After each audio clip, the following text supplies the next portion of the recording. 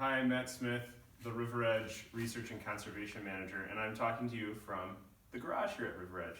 One of the reasons we're here today is to talk about planting trees this spring.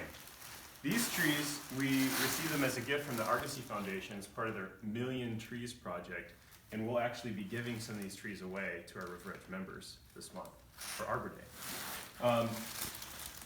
And oftentimes, you will get these trees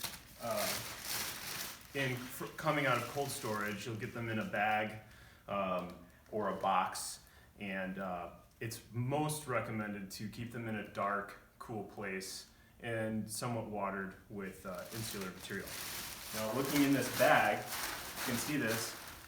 If we were to buy a bur oak, for this instance, these are bur oaks, in a pot, that would weigh a lot. The advantage of having bare root stock in the spring, it's a shorter window. The advantage is that you're not transporting as much weight, you can have a lot of trees, and the tree stock is much cheaper. And in this case, it's free. So what we're gonna show you right now is unboxing these, and an important thing that people sometimes forget to do is sort them. So if you don't have a pruning shears, these sheet metal shears are really great for cutting roots or for cutting packaging open. So just a few snips here, and we'll see what we have. So not all specimens are created equal. Sometimes there's some shrimpy ones, and sometimes there's some real bruisers in here that are much larger than the rest. So again, we don't all have the luxury of being able to plant a tree as soon as we get it. So keeping it in that cool, dry place and make sure that those roots stay damp and well watered. You don't want standing water on the roots because the roots still need air. But we'll open these up. Sometimes we get some really small ones, and for me, it takes a lot of time to relatively to plant a tree. Like this is the smallest one in the bunch here. You might want to set that aside and then sort out some of the larger specimens. You're looking for well-established roots and a good amount of height. And so we can sort these up really well. And what I would say is very important to consider is that you're making a big investment in your time, not just planting these trees, but caring for them. So you want to select the best of the lot, and don't feel guilty for not planting every single one of them. You're going to want to plant what's right for your yard and right for you. And think about things like mulch and fencing, which we'll go over in another video pretty quickly here once we get outside. So I've selected a few of the larger specimens that have really well established root systems. This one here, I've got a tape measure. You can see how far it'll stand above ground.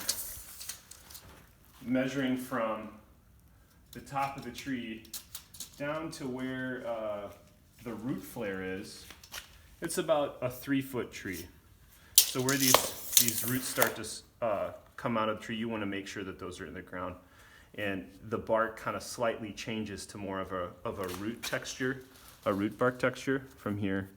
You can see how this was above ground, this was below ground. I would plant this where the trunk starts to flare.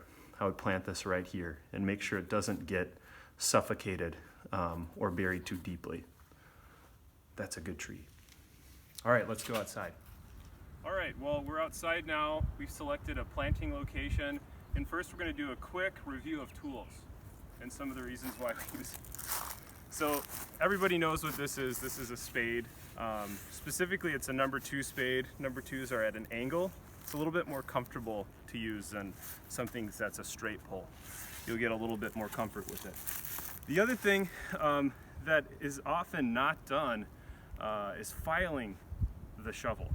That's very important if you don't want to struggle, if you want to make your strength go further in your efforts is to file it. And many people have a grinding wheel in their tool shop.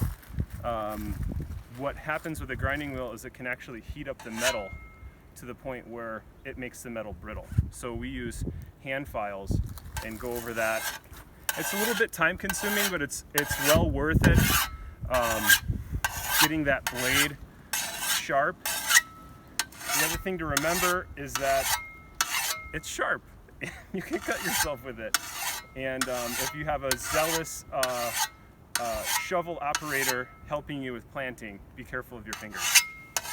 Okay, so now that we've got our shovel sharpened, it is ready to use. We'll stick it in the ground here safely, putting the blade in.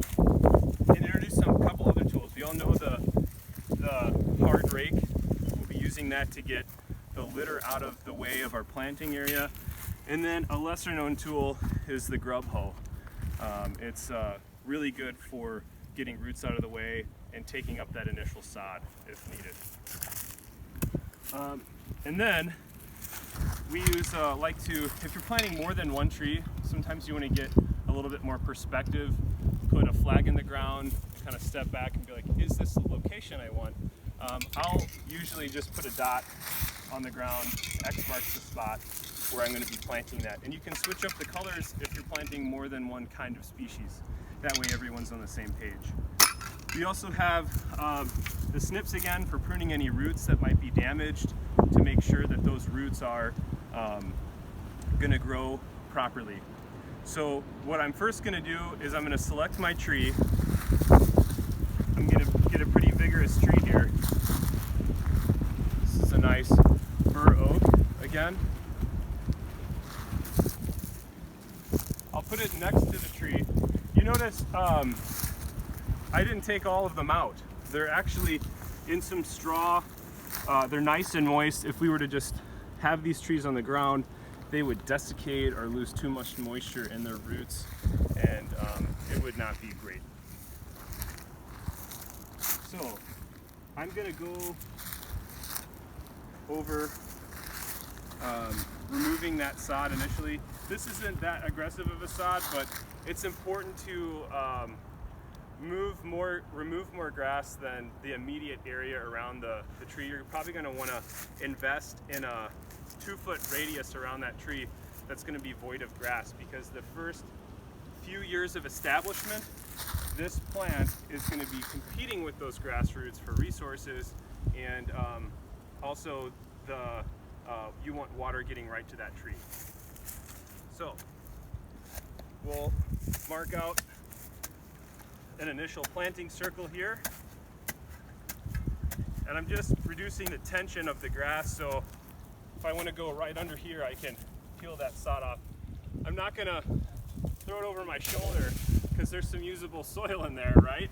You're gonna want to make sure that you're setting the soil right next to the hole. It can be easy for it to keep getting further and further away, but the more you can consolidate these materials, the less cleanup there is for you. You might also notice we're planting on a little bit of a hillside, so we'll take that into perspective when we're getting our tree finally set.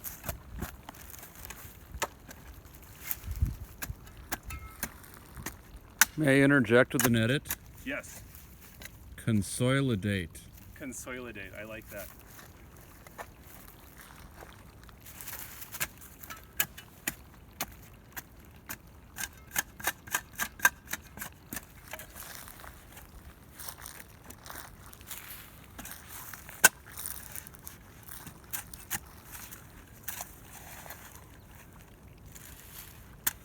So you can find guidelines for planting trees on the internet. They're going to be fairly different at times. What I like to do with my trees, especially ones that I can spend a little bit more time with in the planting process, is I don't want to plant them deep into this parent material here. I'll be planting them a little bit higher and amend soil up to the tree, a higher quality soil that it can root into quite well. And once those roots gain strength, they'll have the hydraulic power to get into this more compacted, harder clay. We are going to mince up the dry soil that we removed from the hole to make sure that's well incorporated back into the hole when we plant.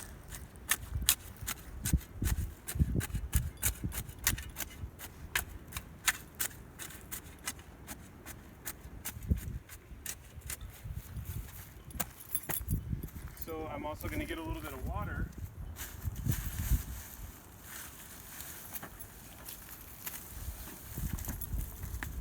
put in that hole, because we don't want to be planting a tree where the soil is going to steal all the moisture away from the tree. I'm going to make sure that that's well watered when we're going into it. And here comes the messy part. Kind of get a consistency of brownie batter in this hole. You're kind of making mud. You can keep your gloves on for this. But the other thing is make sure you're not putting leaves or uncomposted matter or the roots of the sod that you removed. You just want to take that valuable soil and add it back into the hole. That's going to help stabilize the tree too, a little bit. So this is called shucking. It's a great thing for kids to do, is to shake that out, look at the worms. All right, now I'm gonna rinse my hands off real quick.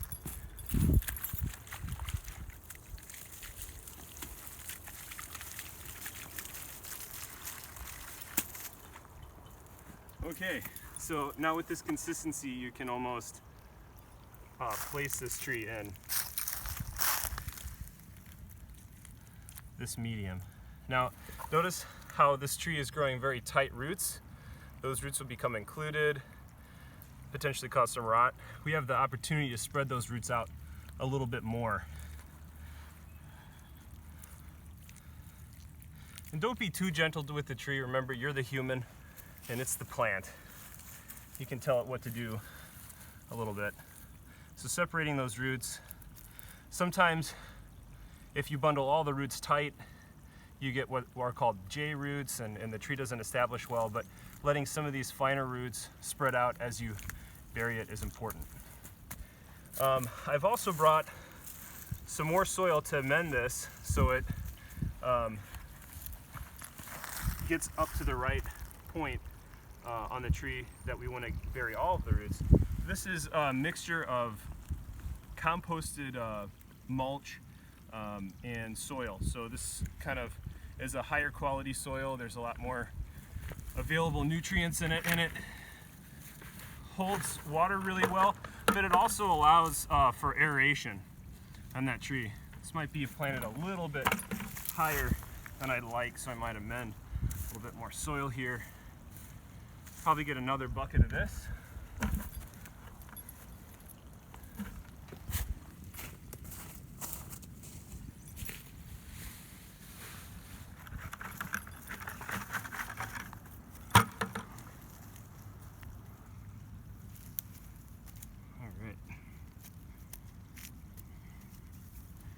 So the other thing that can happen is over time, as you're watering this tree, this amount of material is going to settle. So you're going to make sure that you can amend that. You have enough material to amend it.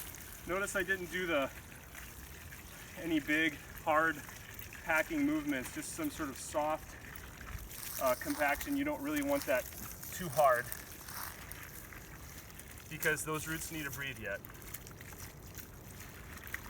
So I can add another bucket to this. And then if you look at that pile over there, that's fresh mulch. You can top dress your fresh mulch that way. You can also go to cities and municipalities will have yard waste that they compost into free mulch.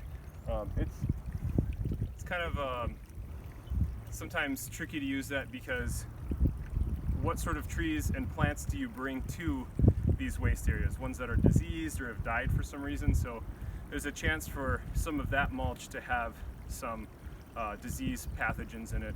So I try to talk to my tree service professionals in the area and make sure that I'm getting a cleaner mulch or a tree that was removed while it was healthy.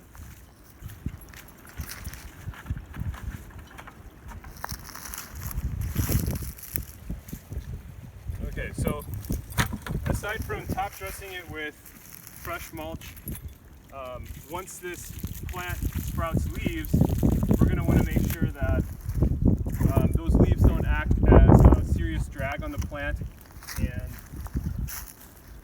blow it over, blow it down. So I'll use bamboo, and that you can just put right into the soil next to the tree.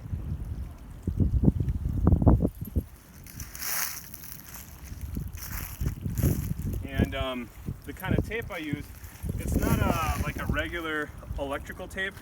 It's called Super 33. It works really well in very hot conditions as well as very cold conditions. And I'll tape the plant to it. And you're going to want to keep the case for it, because that way the tape doesn't dry out and the glue works. So you don't want to cover a bud. If you can see, there are little buds all along this plant that are going to sprout leaves, potentially new limbs. And so when we tape, we'll go a few laps around, but make sure that we're not in a spot where we're covering up any potential growth. Eventually you can take this off once it's a little bit more established, and the tree will do just well.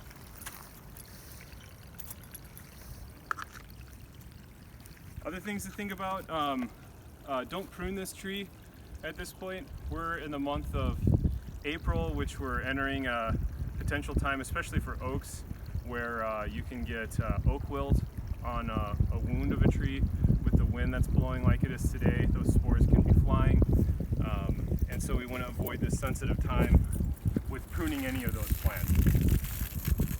But make sure you water it and check on this tree. I would also recommend caging it, because rabbits and deer like to eat them, especially towards the fall. But that's it. Again, I'm Matt Smith, the Riveredge Research and Conservation Manager. You can email me with any of your tree questions, and look for that Arbor Day tree giveaway that we're going to be doing.